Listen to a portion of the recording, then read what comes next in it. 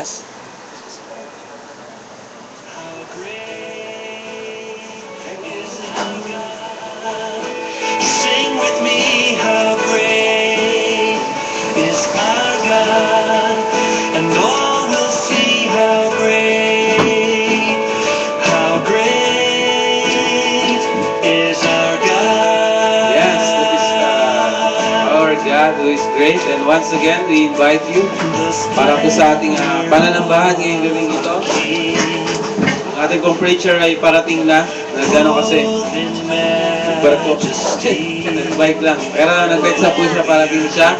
At muli po namin kayo iniimbitahan na makijoin po sa amin as we worship our God this evening. Mga kapitbahay po namin, kung wala po kayong ginagawa dyan, you can just join us. Meron po kayong makukuhan dito pa rin nyo. At welcome po kayo rito. At kung nais nyo pong manood sa ating Ustream, just log on at www.ustream.tv/channel/Hillcrest5. So once again, let us worship our God by singing this song, How Great is Our God.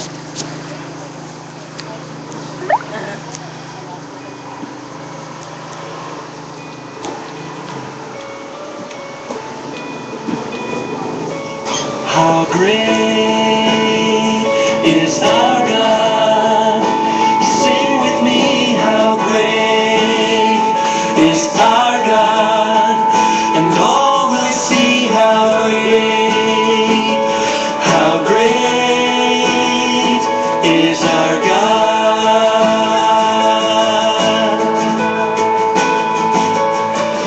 The splendor of a king,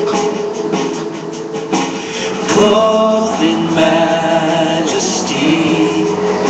Let all the earth rejoice. Let all the earth rejoice. He wraps himself in light, and darkness tries to hide. And trembles at his voice. And trembles at his voice. How great is our God. Sing with me, how great is our God. And all will see how great is our God.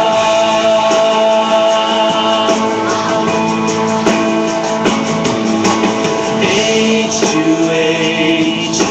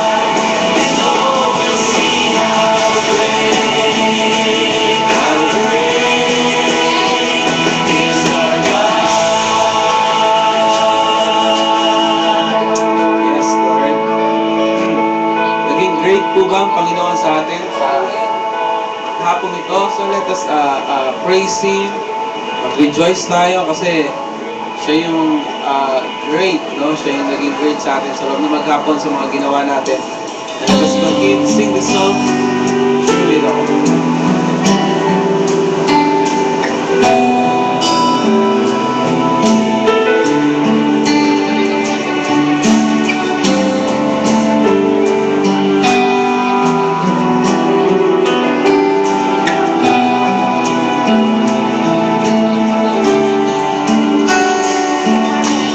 You are forever in my life.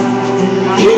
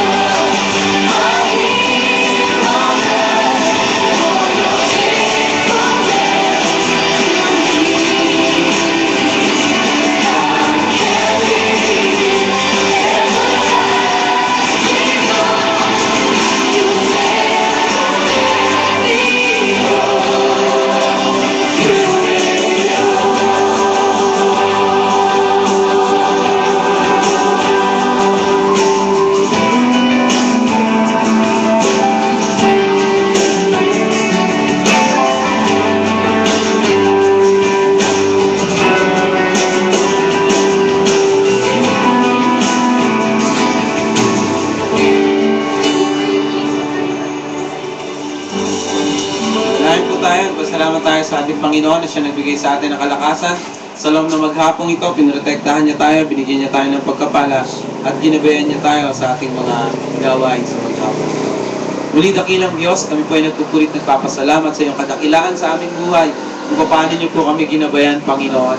At sa gabi pong ito, Panginoon, ang dalangin namin na kayo po ang mangunguna sa aming buhay, na kayo po ang gagabay sa aming puso, sa aming isipan, sa pag-aaral ng iyong salita, Panginoon. Dalangin po namin na kayong mga neighbors, na kayo po ang manguna sa kanila, Panginoon. Kung meron naman po silang mga dalangin, mga nais nilang sabitin sa inyo, Panginoon, Lord, sa pamamagitan ng mensaheng ito, sa pamamagitan ng pakikinig nila ngayong gabing ito, ay mangungusap ka po sa kanila dakilang Diyos. Gamitin niyo po ang aming tigapagsalita ngayong gabing ito, Panginoon, si Preacher Nemar, Panginoon, na kayo po ang mag-a-anoint sa kanya, hawakan niyo po siya bilang instrumento mo, at itago niyo po siya, Panginoon, sa lukob ng iyong Espiritu, at ikaw po ang mangunguna sa amin dakilang Diyos. Muli, Panginoon, maraming salamat po sa iyong kabutihan sa aming buhay. Sa pangalan ni Jesus, Amen. Amen. Well, napakabuti po ng Panginoon sa atin at patuloy po siyang gumagabay sa ating buhay. Medyo naging panatag ako nung nakita ko si Kenya yung nag-text kayo sa akin eh. Pero, of course,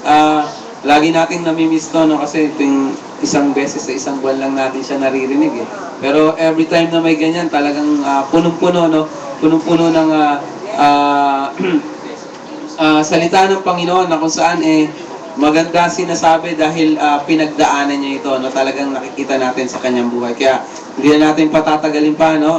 Ihanda natin ating mga sarili, ang ating puso't isipan sa makikinig ng salita ng Panginoon sa ating 1 Kings chapter 3. Which would you choose? No? Which would you choose? Palakpakan po natin, Preacher Nemar.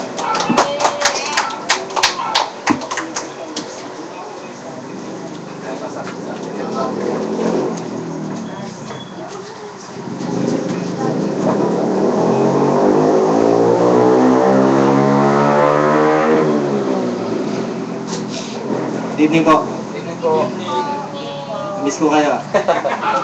Ang buwan.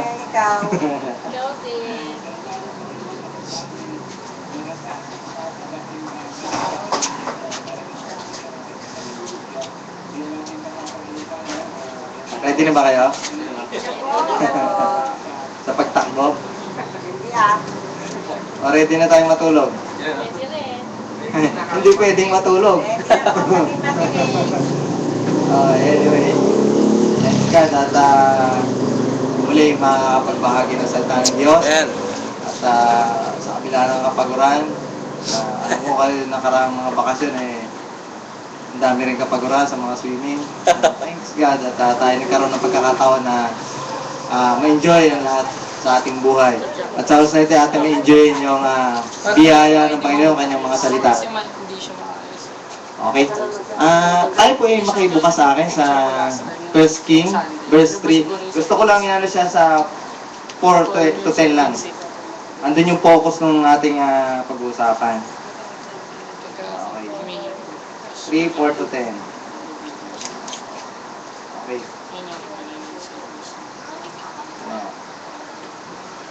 Ito sabi niya.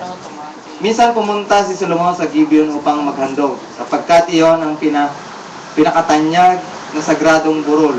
Kapag alay na siya roon ng dahan-dahang handog na sinunog.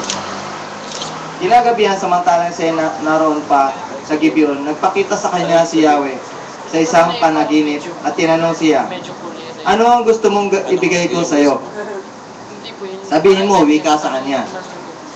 Sumagot si Solomon, kinahabagan ninyo at tunay na minahal ang aking amang si David dahil naging tapat at matuwid siya sa inyo at naging malinis ang kanyang puso at pinagpatuloy ninyo ang inyong tapat na pagmamahal sa kanya nang bigyan ninyo siya ng isang anak na ngayon nakaupo sa kanyang trono.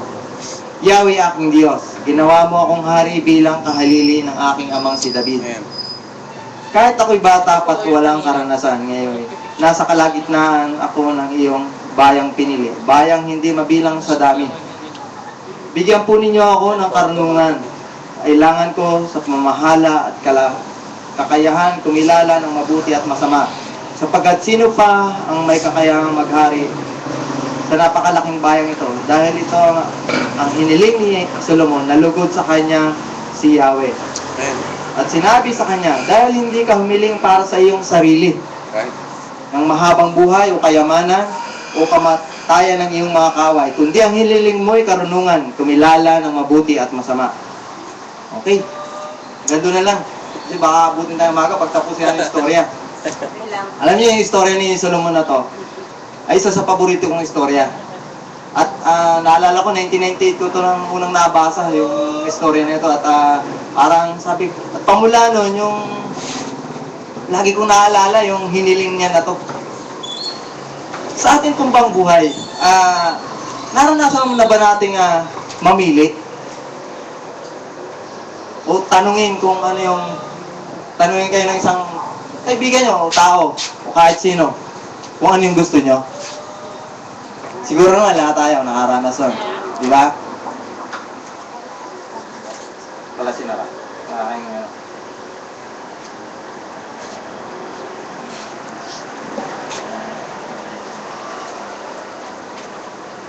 Ito matindi, meron po ba kayong hiningi o expect na o dinasal o dinalangin, hiningi sa iyong kaibigan o saan na ang alam mo yun lang ibibigay sa'yo pero sobra pa doon binigay sa'yo? Amen.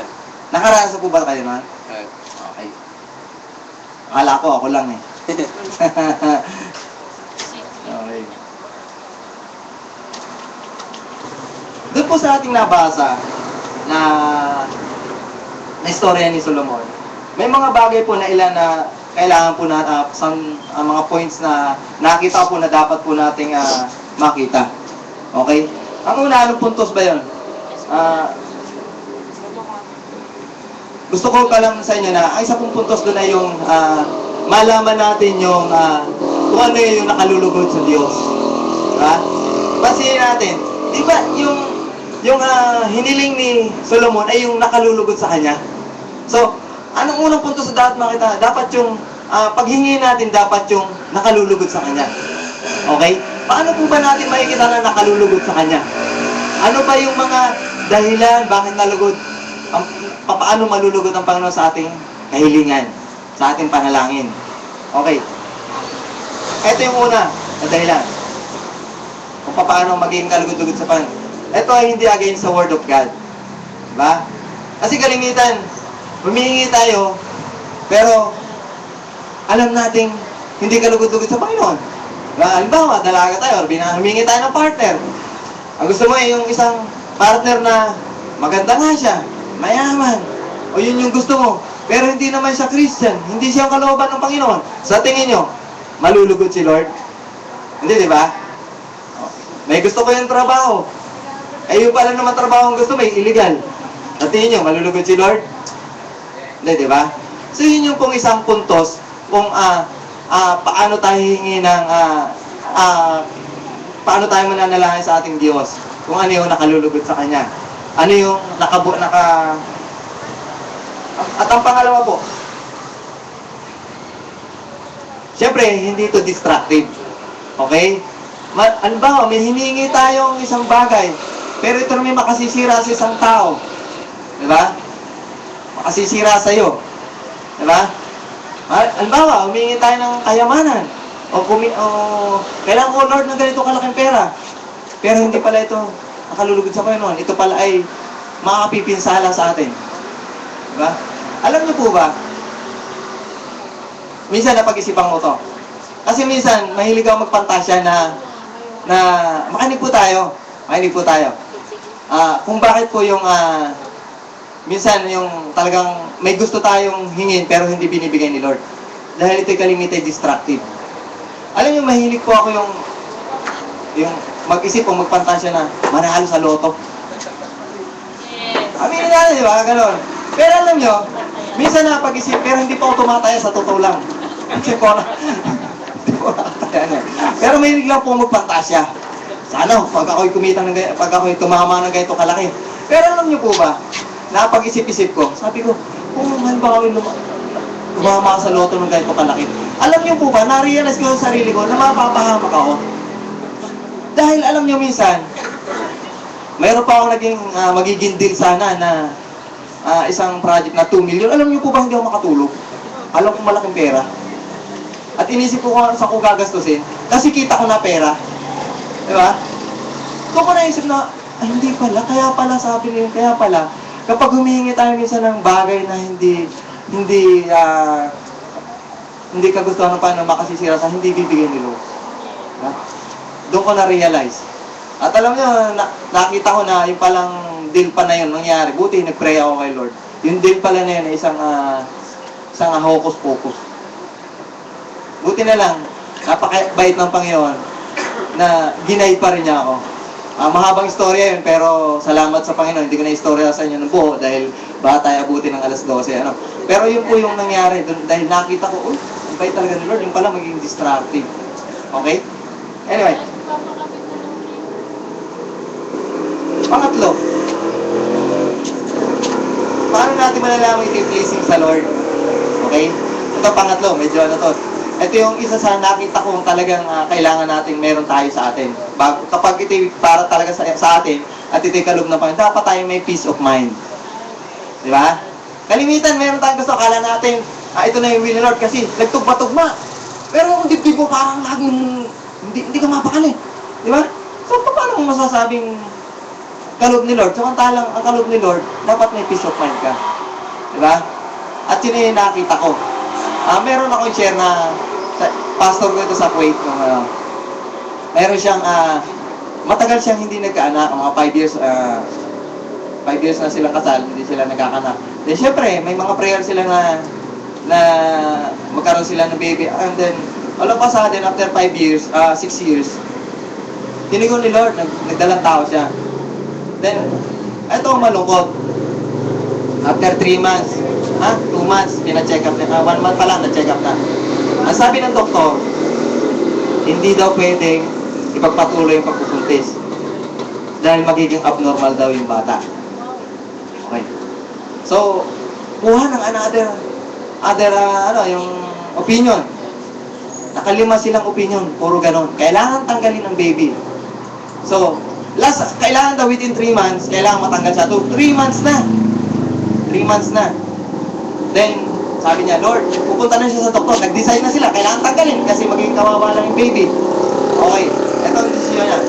Kinabukasan, pupunta niya sa hospital, sabi niya, Lord, magbigay ka ng sign. Bigyan mo ko kung talaga ito ay para sa akin, dapat may peace of mind ako. Nararamdaman niyo yung peace of mind, ano siya, talagang, ano siya na bigay sa kanya ni Lord.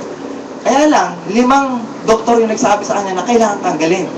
So, sige Lord, punta ako sa ospital para tanggalin. Ito yung tatanggalin na.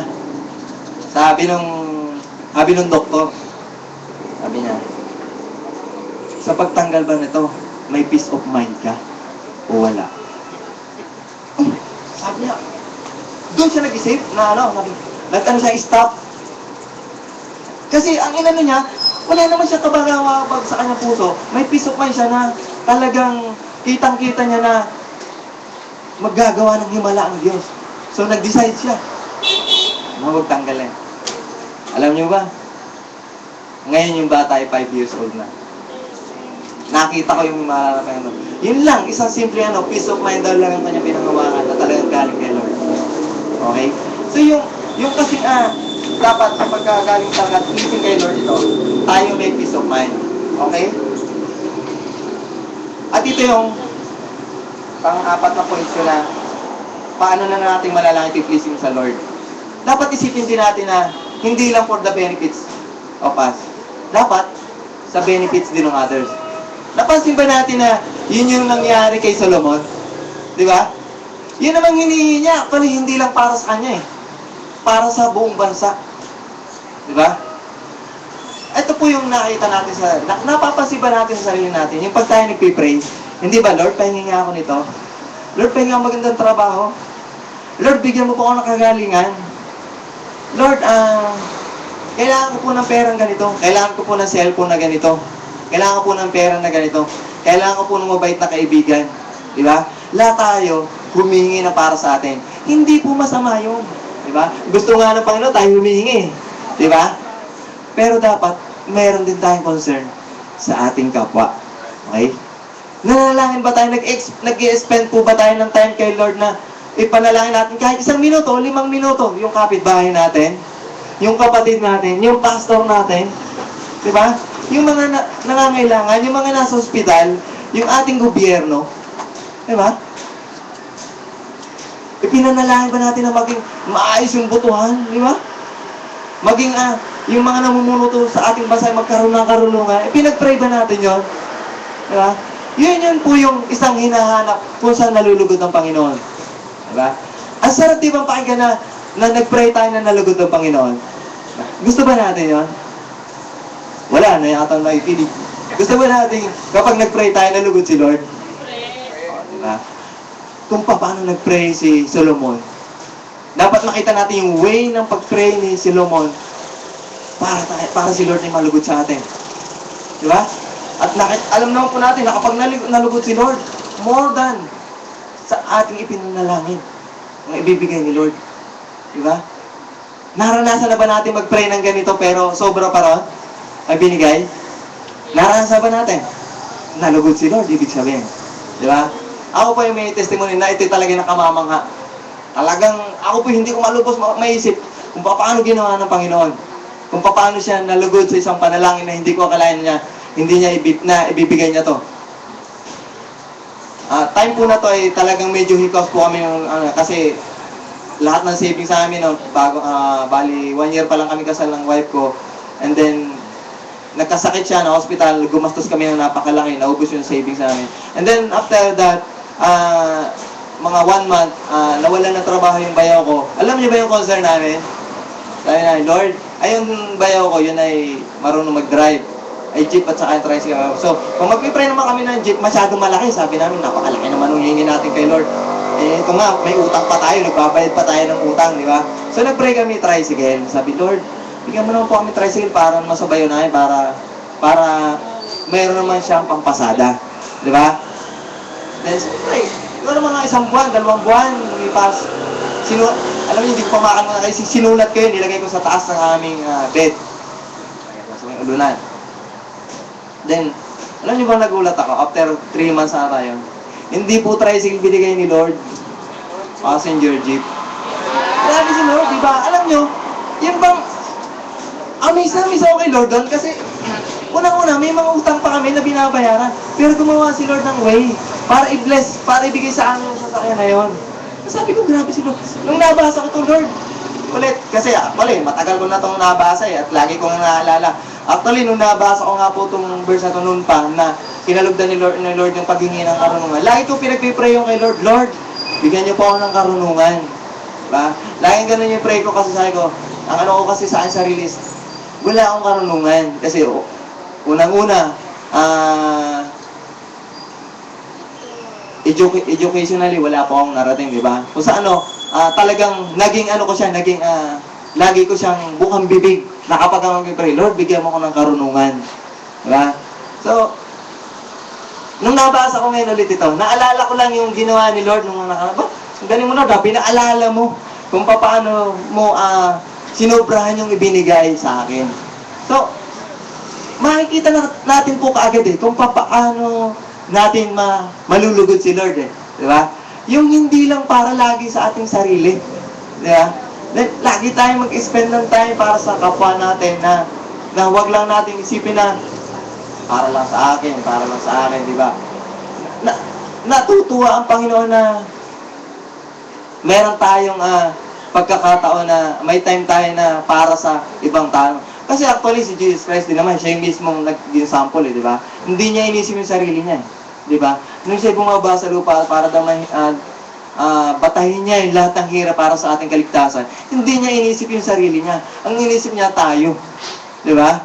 So, minsan, malimit ko nga ito kasi minsan, wala na tayong oras para mag-share ng gospel, di ba? Alam po ba natin na isang paraan para ma-please natin si Lord is magbigay tayo ng time para may share natin ang gospel ni Lord. Diba? At yun din yung isang paraan upang ma-please natin si Lord. Diba? Alam niyo, natutuwa ako nakikita ko lang hindi ganun yung pagkaalala ko kay Pastor Romel. Pero, sa nakikita ko kung gaano siya yung passionate niya, yung kanyang passion sa pag-share ng gospel, pag-abot sa mga tao. Talagang, nakita ko paano niya paghirapan, talagang kinakapalan niya yung mukha niya, di ba? Nakita naman natin kung paano siya i-bless ng Lord. Di ba? Ang sarap kaya na mag-travel, ha? Di ba? Blessing ni Lord yan kasi nakita ni Lord yung puso niya. Di ba? Yung passion niya sa mga soul, di ba? Sa mga lost soul, di ba? Sa mga nangangailangan. Diba? Sa katulad natin. Di ba? So, why not hindi tayo magbigay ng time para i-please si Lord? Para i-share yung gospel. Di ba? Are we willing? Di ba? Na mag-spend ng time na mag-share ng gospel. Di ba? Meron tayong gusto na hingin kay Lord. Minsan, sabi ko nga sa inyo, ang isang bagay na bakit ko itinayang negosyo is to help others. Yung naabot ko yung mga taong hindi nakapag-aral. Diba? Kung saan ba, makita nila na may halaga rin sila. Diba? Alam niyo, nakita ko rin na pag ganun talaga ang iyong nasa mind na tumulong sa kapwa, alam niyo, sobra-sobra talaga ibibigay sa ni Lord. Sabi ko nga sa inyo, ang pangarap ko lang noon is, kung may nakakatanda, kung may napag-kira, pangarap ko lang noon is makapagtrabaho sa ibang bansa. Trabaho, hindi man travel, di ba? Pero alam niyo, yung kabutihan ng Panginoon, kung paano niya binibless ang isang katulad ko, hindi lang para magtrabaho yung binigyan niya sa akin. Kaya nung last year nga, nung mag-travel ko punta sa Singapore, nakita ko, Lord, hindi ko ito hiningi sa'yo. Diba? Natupad na yung hiningi ko ng matagal na nung ako'y makapagtrabaho sa ibang bansa. Hindi natupad 15 years bago nangyari hiningan ko yun. Pero ito Lord, yung makapag-travel lang, hindi ko ito hiningi sa'yo. Diba? Pero binigay mo. Nakita ko na alam niyo yung negosyo ko, hindi naman ganun kalaki ang pagkita eh. Sabi ko nga sa mga tao, kumita ko ng konti, bahagi na ko kayo ng konti. Kumita ko ng malaki, bahagi ko sa inyo. Diba? Eto nga sabi niya, umuwi ako ng Mindoro, kagabi lang ako dumating. Sabi nung isang mother nung tao ko, kasi mga kinuha kong tao kalimitan, tagos sa lugar ko. So, sabi niya, siguro laki ng kinita mo, nagpa-outing ka eh, nagpa-outing ako. Sabi ko sa kanya, sabi ko sa mother, sabi ko, ate, sabi ko, hindi mo naman kailangan kumita ng malaki para hindi ka mag-share. Diba? Kapag kumita ka ng konti, bahagi na lang kita. Diba? Kaya nga, biniless ka ni Lord eh. Para mag-bless ka rin, para mag-bless ka rin ang kapwa mo. Diba? Nakakita ko na eh, sa maliliit na bagay. Nakakita ko, sabi niyo, magkano yung ginasyo? 15,000. Samantalang, nakapaglibre lang ako, magkano? Pang barbecue, gano'n, mga banana cake, maliliit lang. Pero dahil nakita na pa yung puso ko, lumalaki yung pagbibigay ko ng blessing, di ba? Gano'n ang Panginoon eh. Kapag tayo naging tapat doon sa binigay sa atin, nag-bless tayo ng iba, i-bless rin tayo ng Lord. Di ba? And I know the Lord will bless us. Di ba? Gano'n lang po yun. At kailangan lang natin i-please si Lord. Okay? Sabi nga, hindi ako mayaman na iniisip ng iba, pero ako po ay blessed. Diba? Ako yung satisfied ako kung ano yung binigay ni Lord. Hindi ako yung nag-i-host. Diba? So, masaya ako kung ano yung nasa akin ngayon. Kasi, kung iisipin ko, ay milya-milya na yung kung saan ako nanggaling. Milya-milya na ang pagkakalayo ko. Sabi nga noon, wala akong inisip, kundi paano kakain ngayon, hindi ako nag-iisip na noon, di ba? Kung paano ko may bless yung iba, di ba? So, malayong na yung ibinigay sa akin ng Lord. Kaya, sabi ko, marami namang mayaman talaga, pero they are not contented. Diba? Hindi pa rin sila blessed. Diba? Yun eh. So, ang unang dapat makita po natin is yung dapat pleasing kay Lord. So, dapat makita natin din na hindi lang ang concern natin yung sarili natin. Diba? Aanin ko naman yung halaga yun, kung ikikip ko lang, di ba? Kung yun namang mga tao hindi naman nag-enjoy, di ba? Dapat, bigyan ko na sila enjoyment, di ba? So, yun, masaya sila. Yun yung point ko eh. Di ba? Paano ba natuwa si Lord? Di ba? Kasi nagustuhan niya yung prayer ni Solomon. Diba? Ganun lang kasimple. Okay?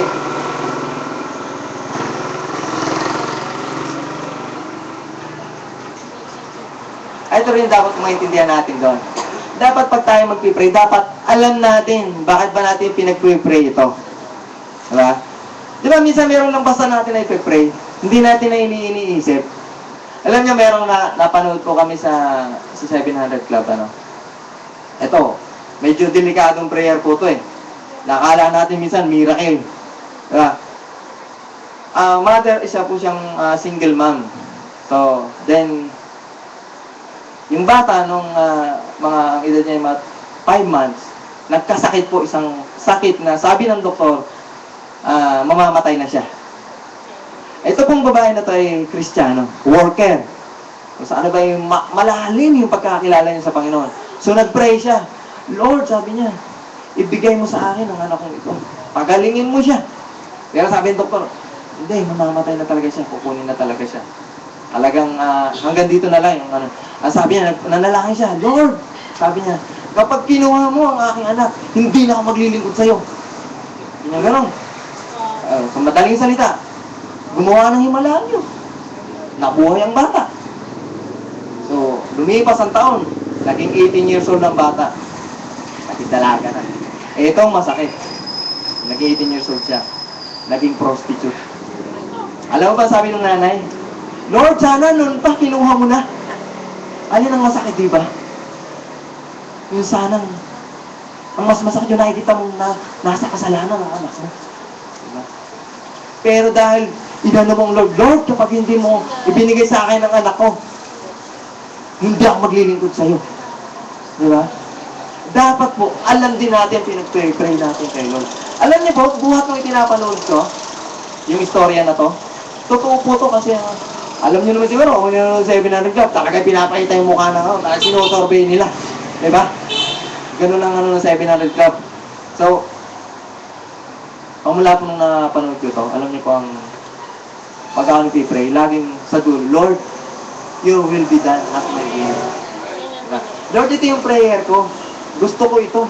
Gusto ko ito. Kailangan ko to, Lord. Pero Lord, kapag hindi ko gusto, huwag mo ibibigay, ha?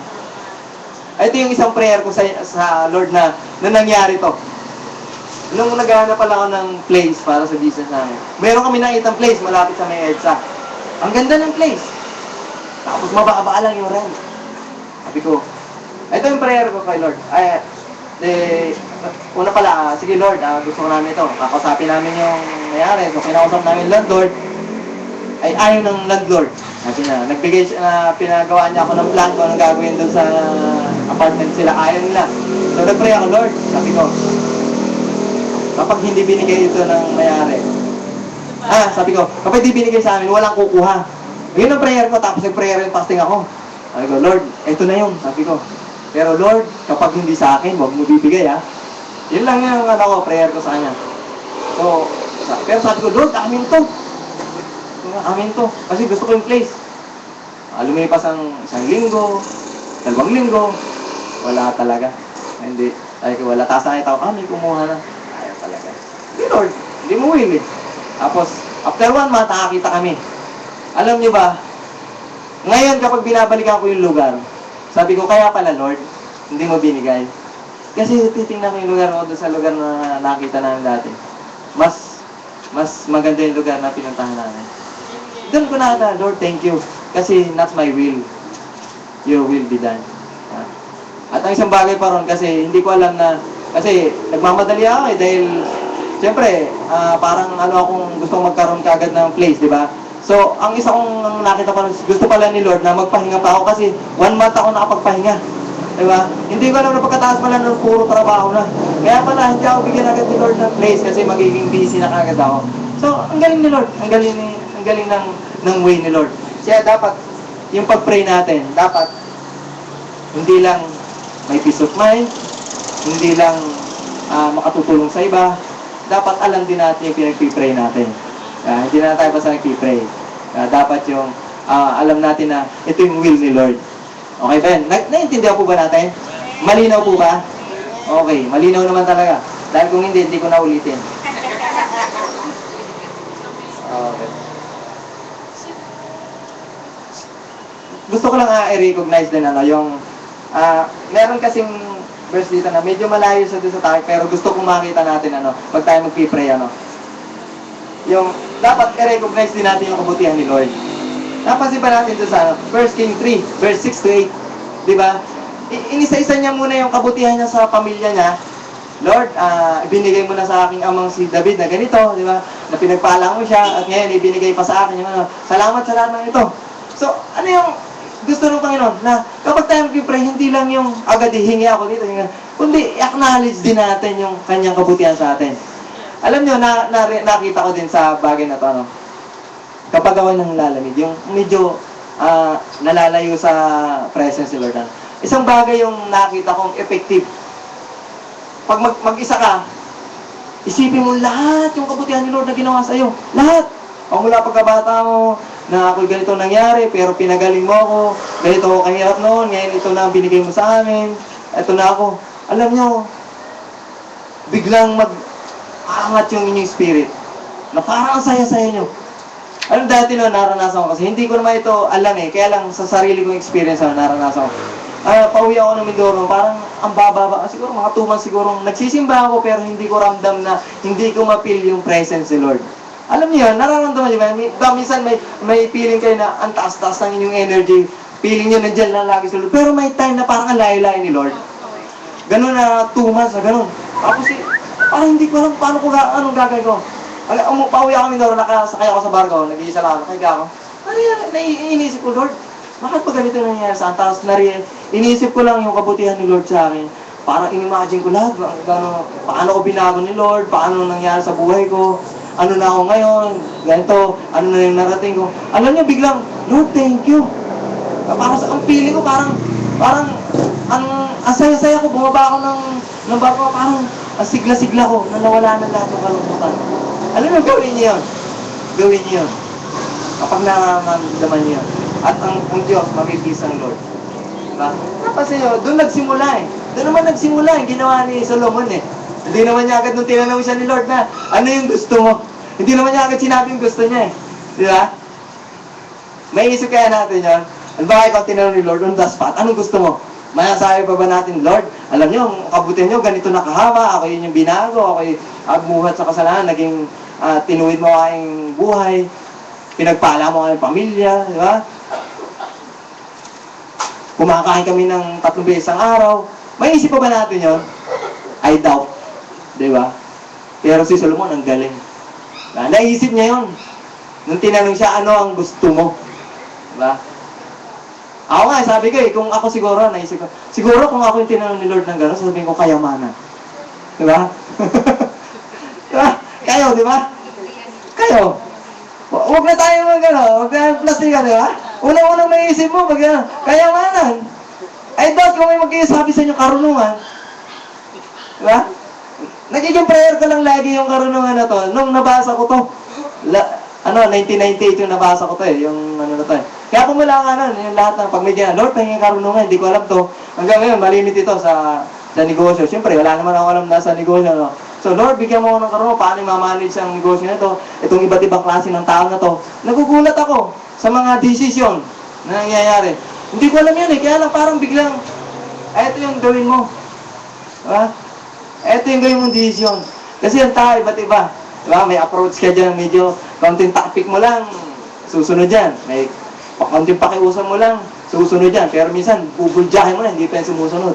Ganun ang tao, kaya hihingi ka ng wisdom kay Lord. Totoo yan. Kaya, sabi ko nga nung una nga, sabi ko, gusto kong sumuko sabi ko, Lord, akala ko, ang hirap-hirap ng trabaho nung nagtatrabaho pa. Nung nakakita ko na napakarami ko palang taong imamanage, sabi ko, mas malaki pala sakit ng ulo. Kaya sabi ko, Lord, pahinging wisdom. At alam na, nakikita ko, yung unti-unti bang, makikita mo na magugulat ka na lang sa karunungan ni Lord na isang katulad ko na may isip yung wisdom na yun. I doubt, hindi ko kaya pag mag-isa ko. 100% yun. So,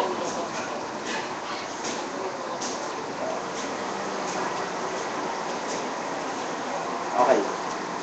So, ganun lang kasimple. Diba? So, tayo magpipray kay Lord. Diba? Siguro, hindi na natin makakalimutan yun, di ba? Dapat pleasing kay Lord. Dapat hindi lang yung benefits natin, kundi para sa ating kapwa. Dapat ito ay may peace of mind din tayo. dapat ay, dapat alalahanin din natin yung kabahitan ng Panginoon sa atin. Okay? Dapat syempre hindi ito destructive, okay? Then, pinaka-conclusion doon. Dapat, sa tuwing tayo po mananalangin, bigyan po natin ng pagkakataon yung time, yung ibang tao para may panalangin. Diba? Yung ating bansa, yung ating kapitbahay, yung ating mga kapatid, diba? Hindi lang yung para sa atin, diba? Alam ko, isang wake-up call ito para sa atin na kung bakit itong verse na to ay ibinigay sa atin ng Diyos, na makita natin paano na-please si Lord kay Solomon. Diba? Dahil hindi niya inisip yung pansarili lang niya, kundi inisip niya yung para sa iba. So, isipin din natin yung kalagayan ng iba. Especially yung wala pa sa Diyos, wala pa sa ating Diyos. Diba? Nung magkaroon tayo ng time na panalangin sila at time na abutin sila. Diba? So, doon po magtatapos ang ating mensahe at inaanyahan ko po na tayo po ay saglit na yumuko, tayo manalangin. Panginoong Diyos, salamat po sa iyong mensahe. Kami nagpupurit, nagagalak dahil sa iyong kabutihan na ibinigay mo sa amin, na karunungan upang maunawaan ang iyong salitang ito. Lord, katulad ni Solomon, tulungan mo kami na maging matalino sa pananalangin.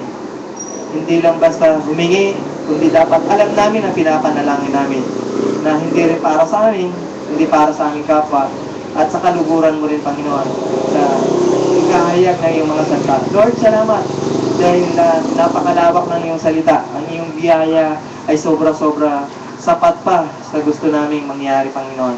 Kaya Lord, dalayan ko po na ikaw ang patuloy na magbigay ng karunungan sa amin kung paano kami mananalangin, kung paano kami hihingi sa iyo, Lord.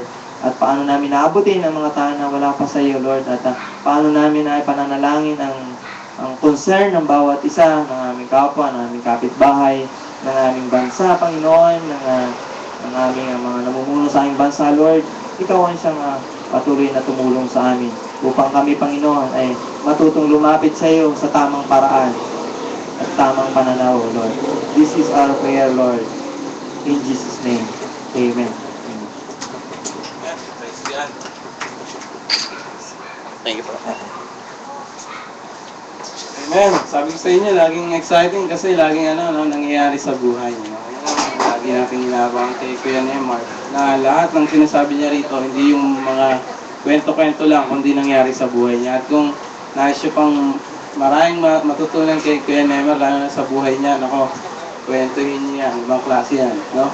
Gig yung pangalan ng niya dyan, tailoring sa may kamyas, no? Alam niyo yung gig? G.I.G. yun. Hindi G.I.G. G.I.G. God is nga po yan, great ba? God is great. Biruin niyo yun, no? Doon naman nga si Pastor, nung nagpunta ron, nakita na, ano ba itong gig? God is great, diba? May connection. May connection, no? Kaya, ibang klase po yung buhay ni Ken Emerald. At the same time, yung inaral natin, no? Sometimes, ang hirap nito, no? Na pag dumating yung blessing ni Lord, we'll just keep it. Lord, blessing mo to para sa akin, no? Then, we think to realize na, bakit mas malaki naman katawan niya sa akin, ba't kailangan ibigay ko sa kanya to, no? Pagtrabaho siya. Pero ganun talaga yun, no? Ganun talaga. In order to, para i-bless ulit tayo ng Panginoon, kailangan yung blessing na nasa sa atin, tuloy-tuloy yun, no? Tuloy-tuloy. Dapat daw yung sisidlan ng blessing mo, may butas sa ilalim, no? Kasi kapag walang butas yun, binibigyan ka ng blessing ng Panginoon, hindi ka na niya uli bibigyan kasi puno na no?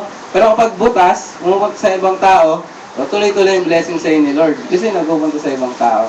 Na ibang klase talaga. Well, for that, bago po tayo manalangin para sa ating closing, ilang announcement lang po natin. Kanina po, nag-meeting kami ni Pastor with Pastor Newell online sa Skype. Medyo saglit lang dahil meron siyang bisita. Isa po sa ating kailangan malaman dahil sa darating po na 16 ng June ay Father's Day, no? Alam niyo po, Father's Day. Para sa mga tatay, Happy Father's Day sa 16. At meron po tayong project for our mga kabataan sa Cruz na Ligas, yung ma-attend ng feeding natin, anak ng mga binabible study natin sa KNL2, mamimigay po tayo uli ng notebook. Kaya lang hindi na yung katulad ng nakaraan, no? Hindi na yung marami. Ang goal po natin ay maka 50,000. Ang goal natin ay maka 5,000. So, sana ma-challenge po tayo sa partners na kahit magkano lang po ang gusto natin ibigay doon sa 5,000, kung magkano po yung malilikom natin bago dumating yung 16, ay 15 po pala, Sabado, bago dumating yung 15. Kasi sa Friday po, bibili na tayo ng notebook sa Divisoria. May murang notebook daw po dun, 5 piso. Ang isa. Yung susulatan mo, paglipat mo, anong tissue paper. No? Ano na rin, parang carbon copy na rin. Kasi pag sulat ka, meron na rin yung kabila. Hindi naman po ganun. Yung katulad din po nung binigay natin nakaraang taon. So, ang gagawin po natin to sa KNL2, at ang start po ng pagpapalista ay sa Monday para kay Pastor Noel. Kay Pastor Noel po ipapalista yung mga bata, yung mga pinipiding natin every Saturday, pati po yung mga anak nung binabible study natin. Ano po? So let us pray for that. Panalangin po natin itong project natin bilang isang partners na makalikom po tayo ng 5,000. Kung hindi man po, basta kung ano ibigay ng Panginoon, let us pray for that para po makatulong tayo sa mga kabataan. Alam niyo po ba, nag-start yung pasukan ng 3, hindi lahat ng estudyante kompleto sa notebook. No, lalo na po yung mga nagko-computer sa atin. Alam po niyo po ba, iba doon ay dala-dala, bond paper, o kaya yung, papel. O ba't yan ang dala mo? Mas marami to kaysa sa notebook. No?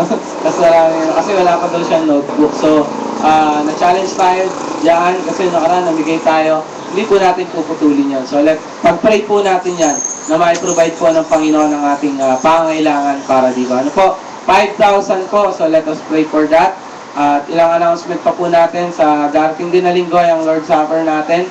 Dumating po kayo ng maga dahil exactly 10 o'clock in the morning ang Lord's Supper po natin. Si Pastor Ruel po ang mag-commune sa atin online. Dumating po kayo ng 10 o'clock kasi uunahin po natin Lord's Supper before the kantahan, testimony, tsaka yung message. Ang preacher po natin sa Sunday, second Sunday natin ay si Preacher Rebo. So don't forget that na gawin natin ng maaga itong mga bagay nito. Para po dun sa mga in charge sa ating multimedia, sounds, dating tayo ng maaga para mas maaga tayo makasimula. Ano po? At exactly 10 o'clock, i-start na po natin yung Lord's Supper natin. Ano po? Tapos yung mga maglilinis sa atin, yung ilan sa Dream Team, tapos sinusuportahan ng mga airborne.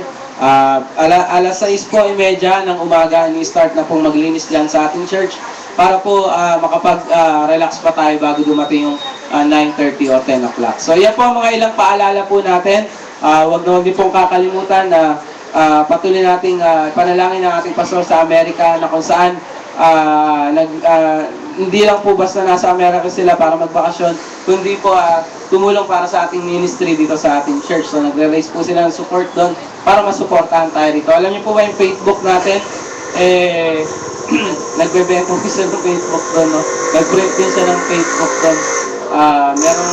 Merong isang computer shop na pinayagan siyang mag-print libre. Walang continuous printer doon, di ba? Mga cartridge. Nag-print siya ng Facebook, ang dami. Tapos may wala nang yelo. Nagalit pa siya, wala nang yelo to. Dumating yung pinalitan agad ng cartridge. Okay na, print na ulit. So, panalangin po natin yan. Ako, maganda po yung ginagawa ng Panginoon kala Pastor Well. At very challenging para sa kanila. Dahil po, katulad ng sabi niya, namimiss niya na tayo. 2 linggo pa lang, namimiss niya na tayo. But anyway, medyo tatagal po sila doon ng almost 4 to 6 months. Panalangin po na, and 2 years. No? Hindi, wag ganun. No? Okay, panalangin po natin yan. Let us pray also for our worship team, Airborne, Bridges, Tangent Point, Chicks, God's Hunter, and Rock of Faith, DTC. Panalangin po natin mga yan na patuloy na gamitin ng Panginoon sa kanilang mga outreach. Ano po? Manalangin po tayo ngayong gabing ito, ilaki po natin sa Panginoon natin mga panalangin. Dakilang Diyos na makapangyarihan sa lahat, muli po kami nagpupuring nagpapasalamat sa kanyang kadakilaan, Panginoon.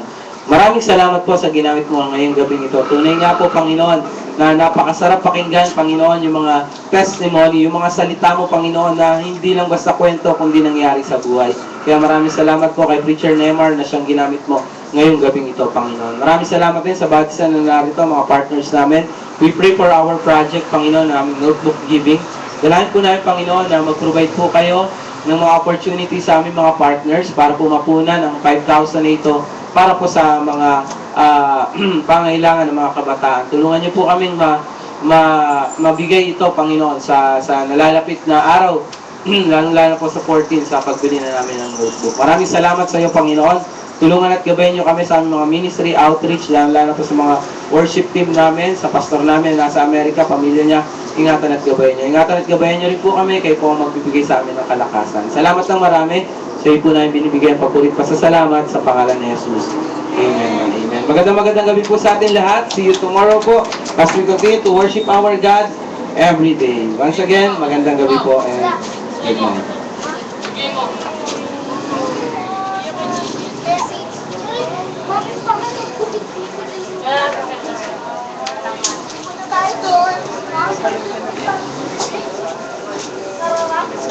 Ano ko na? Cut ko na? Ah.